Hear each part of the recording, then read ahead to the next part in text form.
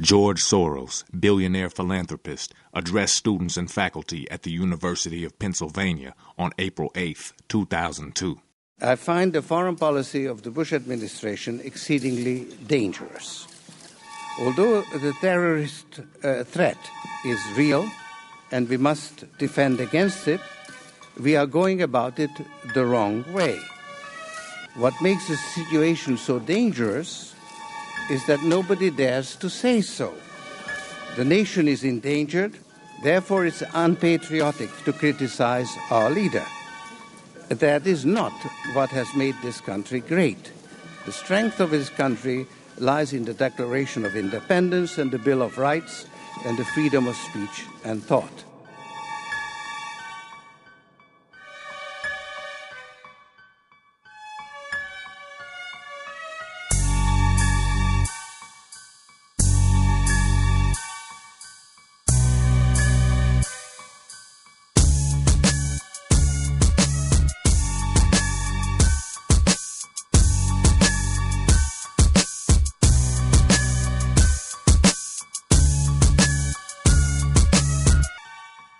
In the weeks leading up to the one-year anniversary of 9/11, GNN approached 9 people who have dedicated themselves to investigating how and why the United States was attacked that September day. We asked them 11 questions. Unanswered question number 1. To what extent should airlines have been prepared for September 11th? Mary Schiavo is representing families of passengers of hijacked 9/11 planes in lawsuits against United and American Airlines. What was really interesting is what people thought, what the government told people and how the government acted versus the real facts. First of all, the question is not what they should have known. And I believe I can show you in just a few seconds. The question is, what did they know? And believe me, they knew a lot. Because on a September day, 4 planes were hijacked in Islamic Jihad. It shocked the world and will forever change the law under which we act. You think I'm talking about September 11. I'm not. I'm talking about September 12, 1970. Yes, we had an Islamic Jihad. 4 airplanes were hijacked. Actually, it was supposed to be 5. They were taken to Jordan. They were blown up on September 12, 1970. So in the wake of September 11, 2001, when we heard carriers and governments alike saying, oh, no one could have foreseen this, no one knew that this was coming, no one knew that there were any risks like this in the world, is absolutely false. Why? Because we know that aviation is an industry which criminals go after, terrorists seek, and hijackers prey upon to make their political statements in the world. We know this. So September 11 was literally a repeat of a fact and an event that had occurred 30 years earlier in history. The Bush administration has changed its official story about how prepared it was for the threat of terrorism around September 11th. Unanswered question number 2. What did the Bush administration know? And when? Mike Ruperts from The Wilderness was one of the first independent news sources to raise the issue of government foreknowledge. First of all, it's imperative to note that the Bush administration is absolutely and totally lying when it says, golly gee, we had no idea that aircraft could have been used as weapons of mass destruction to attack the United States. We know, of course, that Bush had clear briefings that al-Qaeda might be hijacking airplanes, but gee, the press forgot to tell you that on October the 24th through the 26th of 2000, the Pentagon held detailed drills practicing for an airliner being crashed into the Pentagon. The major media didn't tell you that at the G8 summit in Genoa, Italy in July of 2001, just 2 months before the attacks, all the airspace was closed off. The summit conference area was ringed with anti-aircraft guns, and the Los Angeles Times reported clearly that Egyptian intelligence and other intelligence services were afraid that hijacked aircraft would be crashed into the G8 summit to kill President Bush. It's a total lie that the administration had no knowledge.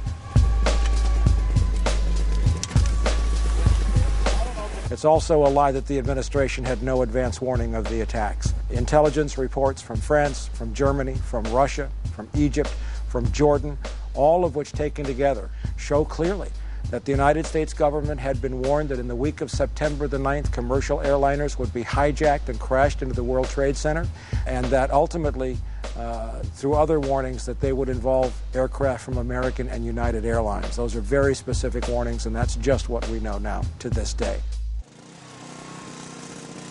The FAA, NORAD, and the U.S. military have standard operating procedures that are routinely deployed during hijackings. Unanswered question number 3. Why wasn't the U.S. military able to intercept the hijacked planes? Nafeez Ahmed's book, The War on Freedom, is one of the most detailed investigations of 9/11. Standard operating procedures dictate that as soon as a plane flies off course, the FAA will contact the plane and try to ask them what is going on. If there is a problem or if they cannot establish radio contact, then immediately the FAA will contact the Pentagon, who will, within a matter of minutes, a maximum of 10 minutes normally, will scramble fighter jets to intercept the civilian plane and to analyze the situation and see what is going on. In his book, Nafeez documents a timeline of September 11th, showing how the attack should have been prevented, intercepted, or terminated. In the case of American Airlines Flight 77, which departed Dulles and was crashed into the Pentagon, the FAA lost contact at 8:50 a.m. However, fighters were not scrambled until 9:24 a.m., a delay of over 30 minutes. Now, this sort of direct violation of standard operating procedures is inconceivable without some kind of high-level government approval. If we try to explain it by using the incompetence theory, it doesn't make sense. For example, if it was incompetence, we would expect that there would have been a normal inquiry into what went wrong. We would have expected that there would be some kind of reprimands, that certain officials would be downgraded, or they would lose their jobs, or something would have happened to correct the situation. But we find that there has been no such reprimands at all. Unanswered question number 4. How did the administration respond to the failures of the military and intelligence agencies on 9/11? David McMichael is an ex-CIA analyst and former editor of Unclassified, the magazine of the Association of National Security Alumni. Contrary to the situation in countries with parliamentary governments, where the responsible cabinet officer following a disaster of any sort is expected to, and almost always does, resign or go fall on his sword or something like that. In the United States, this simply doesn't happen. That's not our tradition. Despite the breakdown under his acting leadership on September 11th, General Richard B. Myers was promoted to chairman of the Joint Chiefs of Staff, the highest military post in the country. The worse the failure of intelligence, the more the intelligence system gets rewarded in terms of greater budgets and more personnel, on the grounds, of course, that they failed because they didn't have the resources. Well, that's often done in the military side as well. A sufficient military failure will usually bring on demands not so much for the sacking of the generals who participated in the failure, but in increasing their budget so that arguably it won't happen again. In his 2003 budget, President Bush proposed an allocation of $396 billion for national defense, an increase of $48 billion over 2002, the largest single increase in military spending since the height of the Vietnam War. Unanswered question number 5. What ties, if any, did the U.S. government and intelligence agencies have with the terrorists or their supporters? Michel Chossudovsky's research at the Center for Research on Globalization has exposed links between the Bush administration and the terrorists. It's well documented that the Taliban was supported by the Clinton administration. They would never have formed a government had it not been for U.S. military aid, which was channeled through Pakistan's inter-services intelligence. And that same organization supports the development of these terrorist organizations. During the Soviet-Afghani War of the 1980s, Pakistan's Inter-Services Intelligence Agency served as the critical link between the CIA and frontline rebel groups, one of which was Osama bin Laden's al-Qaeda network. The Al-Qaeda network is considered by the CIA to be an intelligence asset, and intelligence assets are controlled by their sponsors. That does not, of course, mean that Al-Qaeda is necessarily pro-American. It means that Al-Qaeda is being used to perform certain functions for the US intelligence apparatus. And it goes through a whole complex group of intermediaries. And that's why Pakistan's military intelligence has played a very important role in that context. It's important to understand that the man who, according to the FBI, is considered to be the so-called money man behind the 9/11 terrorists. I'm talking about the head of Pakistan's military intelligence, Mohammed Ahmad. In the aftermath of 9/11, the FBI confirmed that General Ahmed, then head of Pakistan's ISI, had authorized a $100,000 wire transfer to Mohammed Atta, the alleged ringleader of the terrorist hijackers. Well, this same individual was on an official visit to Washington from the 4th to the 13th of September, and he met Colin Powell, Richard Armitage, George Tenet, his counterpart. Now, the question you have to ask yourself, if the money man behind 9/11 is in Washington meeting top officials and at the same time sending money to the terrorists, doesn't it sound, what is the proximity group of this individual from the sociological point of view? Okay, he has links with the terrorists, he has links with the Bush administration, he's buddy-buddy with George Tenet, he's buddy-buddy with Mohammed Atta. Does that not suggest that senior Bush officials should at least give us some answers of what they were doing with this guy? Unanswered question number 6. Were there plans for a war in Central Asia prior to September 11th? This war was coming for a long time. Zbigniew Brzezinski, who had been Jimmy Carter's national security advisor, but who also worked in intelligence roles for Presidents Reagan and Bush 1, co-founder of the Trilateral Commission. He wrote a book in 1997 called The Grand Chessboard, American Primacy and Its Geostrategic Imperatives. And at 3 specific places in that book, he says the key to America's control of the world in the 21st century is the control of Eurasia.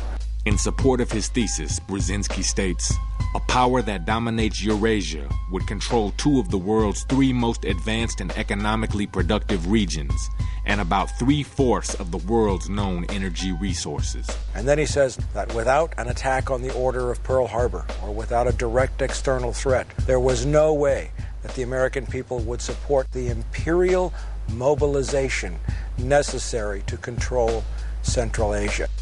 And in this book, again, written in 1997, Brzezinski had a map of where the next world conflict was going to be. And you look at this map in the book, and it's exactly where we're fighting now.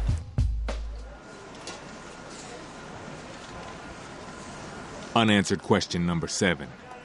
Is there an underlying motive, besides the war on terror, for the U.S. military presence in Central Asia? Peter Dale Scott has written extensively about hidden agendas in U.S. foreign policy. There are people in the administration who believe out and out that this is the American century, that it is the time for American hegemony. Both Republicans and Democrats have said we shouldn't worry so much about what our allies think. Despite a lack of support from America's traditional allies, the Bush administration continues to pursue military action in Central Asia. But it's, I think, pretty clear now to everybody that America has a oil geostrategy in that part of the world. The U.S. National Energy Policy Report of 2001, authored by Vice President Dick Cheney, formerly one of America's richest and most powerful oil industry executives, demanded a priority on easing U.S. access to Persian Gulf oil supplies. America needs to control the world oil system. And the fact that we have put U.S. troops in Georgia, Uzbekistan, Tajikistan, even in Kyrgyzstan, 200 miles from the West Chinese border, all those troops there are nominally in the name of fighting the terrorists, but in reality they have established an American presence in the great oil basin of the Caspian, and people more and more admitting that America is a serious player in that area now because of the troops we put in. On October 6, 2002, the UK Observer reported, the Bush administration, intimately entwined with the global oil industry, is keen to pounce on Iraq's massive untapped oil reserves, the second biggest in the world after Saudi Arabia's.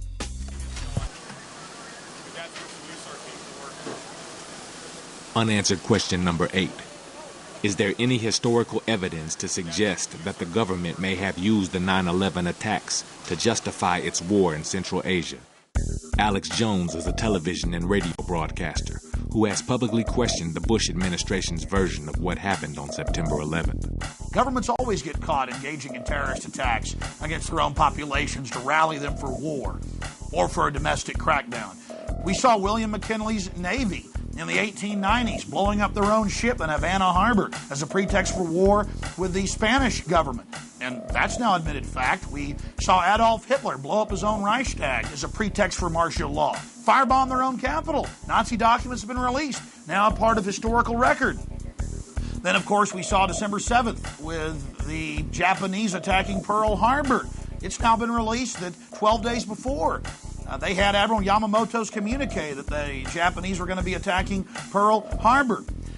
One of the best examples we have of the U.S. government planning terrorist attacks against its own institutions is the Northwoods document. This is a confirmed, admitted document, declassified just a few years ago. In Body of Secrets, his best-selling expose of the National Security Agency, author James Bamford revealed that Operation Northwoods called for innocent people to be shot on American streets, for a wave of violent terrorism to be launched in Washington, D.C., and for a U.S. ship to be blown up in Guantanamo Bay, all in an effort to galvanize American public support for a war against Cuba. And they say in the Northwoods document, casualty list in U.S. newspapers would cause a helpful wave of indignation. We certainly saw a helpful wave of indignation after September 11th. Unanswered question number 9. How has the government's reaction to the terrorist attacks impacted the rule of law in the United States? John Judge is a member of the Washington Peace Center and has researched the post-9/11 effects on U.S. civil liberties. As of September the 11th, the entire country went into continuity of government, which is a special government that does not rely on the elected representatives, but in fact puts a small group of people in power. When you go into a declared war or a state of national emergency, which is what they went into on September 11th, legal authorities change. Hundreds of laws allow new power and new authorities for a select few people. Decisions are made not by the overt government, but by now an acknowledged shadow government. That's who's making these decisions, is DOD, FEMA, and the NSA. That's who's running the country since September 11th. They're not making it very visible, but they studied conventional explosives and weapons, chemical and biological weapons, and nuclear weapons as a 3-stage approach to terrorism and counterterrorism. And at each of those levels, they laid out maps that would take away more and more of the civil liberties. Eventually, when you go to martial law or into these emergency situations, they can set up detention camps and go into certain neighborhoods and round people up. The highway system, the phone system, communications, mass media, mail, all come under offices of emergency preparedness and military control once you go into these scenarios.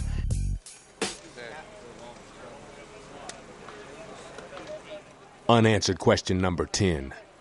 How has recent legislation, like the Patriot Act and Homeland Security Bill, affected the lives of American people? Reva Intine is an executive director of the National Lawyers Guild. One of the greatest ironies, along with the tragedy of the Patriot Act, is that it's called Patriot. In fact, it is patriotic to defend the Constitution, and what the Patriot Act does is dismantle the Constitution. In October 2001, the USA Patriot Act was passed into law, granting unprecedented levels of power to the Justice Department. The greatest thing that it did is it created a new federal crime of domestic terrorism. Under the Patriot Act, a definition of domestic terrorism is activities that involve acts dangerous to human life, that violate the laws of the U.S. or any state, and appear to be intended to influence the policy of government by intimidation or coercion. That's domestic terrorism. Now, intimidation or coercion are very mild words when you think about it. What about people going out on strike? What about Rosa Parks sitting in the front of the bus? What about the sit-ins at the lunch counters? Those are all intended to intimidate or coerce government institutions. And if somebody had the possibility of being injured as a result, that would have been domestic terrorism. Martin Luther King would have been a domestic terrorist.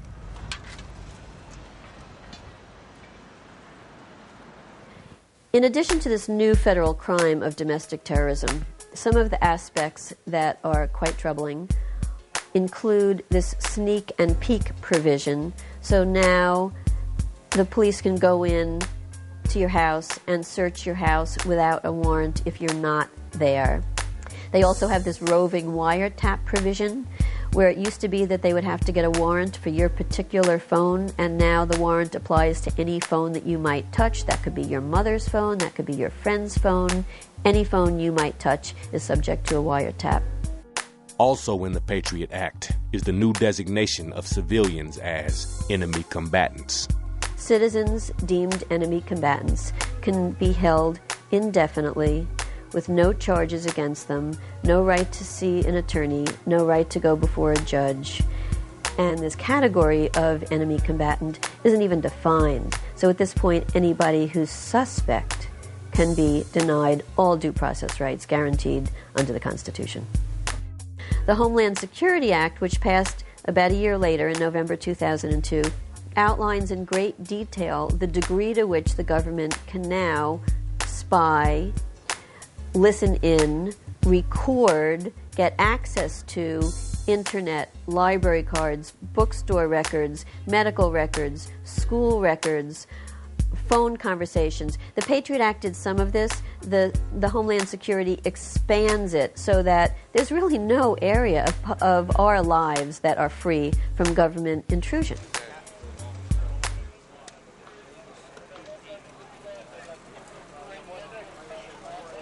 In conclusion, we asked our interviewees, what are your final thoughts and what can we do?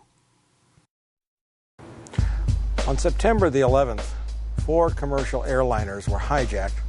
2 of them were crashed into the World Trade Center buildings in Manhattan, New York. 1 was crashed in Pennsylvania, and another was crashed into the Pentagon. This set off a cross in the Rubicon of human existence, a change in our lifestyle, a change in human civilization, which people are just beginning to understand about a year after the fact. That was a day that changed all of our lives forever in ways that we're just beginning to see. But the run-up to September the 11th, the historical context in which it occurred, is a much darker, much deeper political and economic story that cannot be explained away by the trite and simplistic explanations given by the administration or the news media. Well, I don't think we yet know what happened on September the 11th, but we're being presented in the same way that we always are, with a world that we know nothing about, with people that supposedly we're told hate us for reasons we can't comprehend. We're being told, for instance, that the reason that they bombed the trade towers in the Pentagon is that they hate us because we're a democracy, because we're a pluralist society, because we have an open society and they can't stand that, or because we're large and have a great deal of wealth. Well, if that's the case, why aren't they bombing Canada? Canada's a pluralist, large society, but it has a much different foreign policy, doesn't it? And so what's happened is that the American people, separated from their own history, have no idea what has been done in their name all around the world in those intervening 50 years since the end of World War II. It was Mussolini who said it, and not only him, not only he, that war is the health of the state. In other words, in time of war, the people who govern are given typically almost free rein to do as they wish without much question. All people who govern. As a matter of fact, George Bush has said it on at least 2 occasions. You know, it'd be so much easier if I were a dictator. I paraphrase closely. This is what the people who govern want. I mean, no one in a position of power, wishes to be restrained by such things as law, or constitutions or public opinion. I mean, a simple examination of history through a political science lens will tell you that.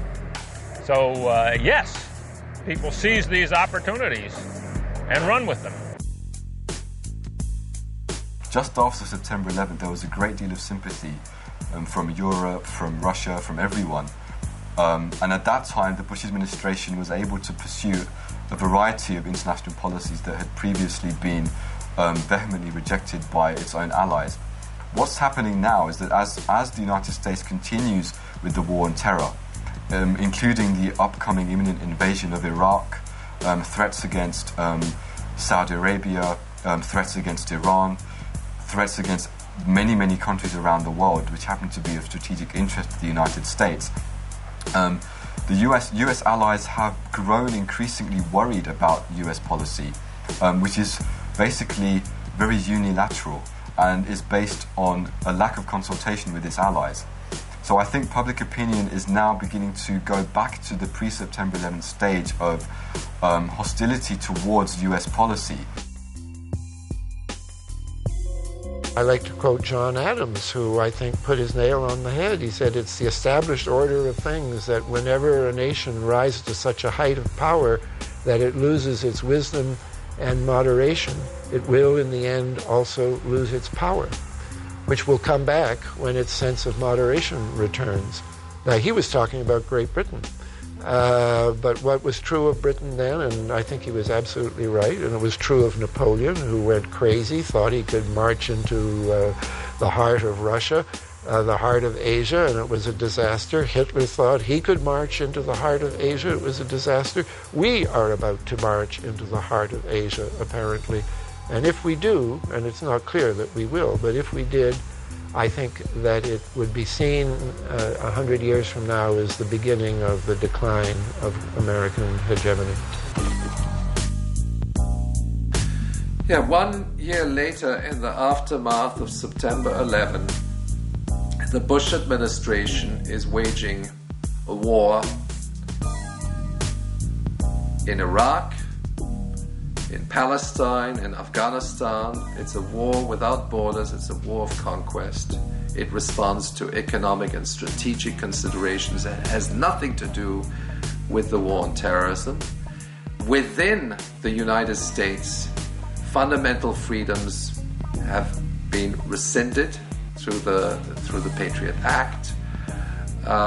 Fundamental rights of free expression are being, again, also rescinded.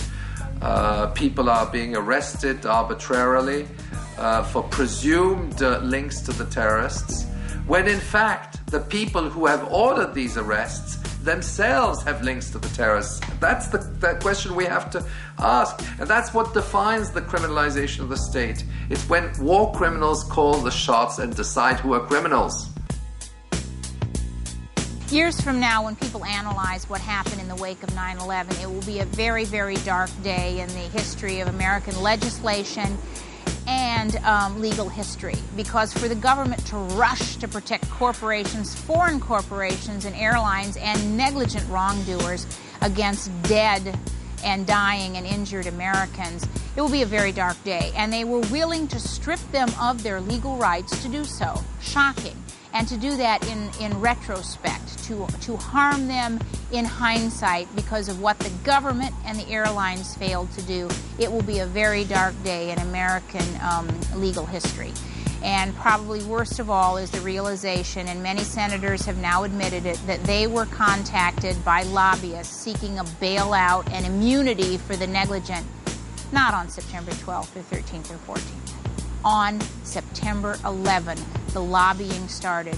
While bodies were still burning, Congress was crafting protections for the negligent against the burning and dead.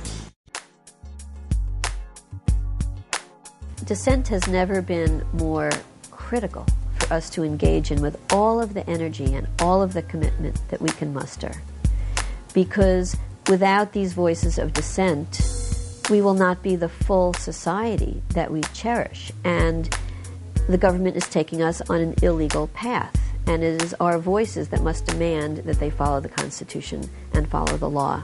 When people say what we should be doing, people need to mobilize at the local level, at the grassroots level. There are now about 30 municipalities around the country that have passed resolutions to demand repeal of the Patriot Act. It's a very good thing for people to do.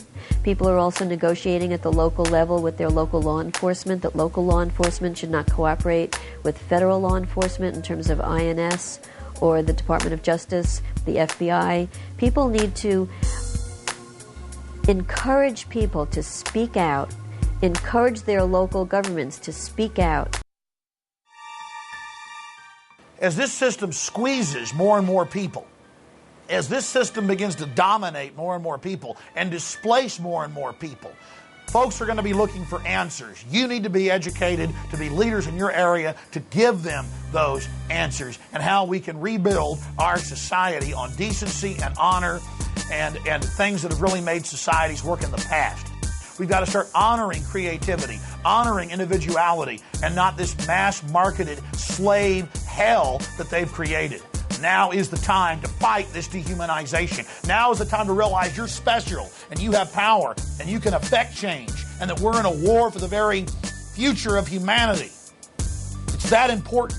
And you're a soldier on the front line. So get out there and take it back to them 110%. You don't have a choice, ladies and gentlemen. Run your own life or somebody else is going to run it for you.